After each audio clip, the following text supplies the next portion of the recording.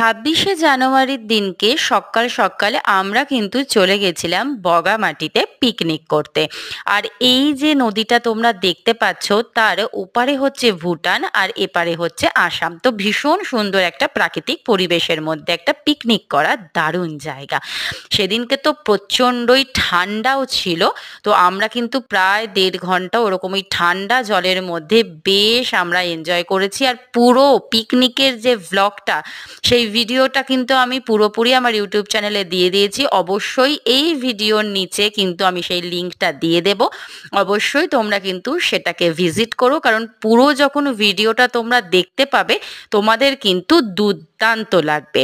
আর আমরা কিন্তু সেদিনকে সত্যিই এনজয় করেছিলাম, কিন্তু রাত্রির দিকে এসে আমার শরীরটা একটু বেশ খারাপ লাগছিল, কারণ অত ঠান্ডা জলের মধ্যে প্রায় 1.5 ঘন্টা মতো কাটানোর পরে আমার রাত্রের দিকে হালকা একটুখানি মানে জ্বর মতো এসেছিল।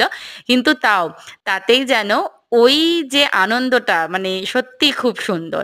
তো অবশ্যই তোমরা কিন্তু আমার সাথে থেকো, পাশে থেকে, এবং আগামী দিনেও কিন্তু আমি আরো সুন্দর সুন্দর ভিডিও তোমাদের জন্য শেয়ার করব।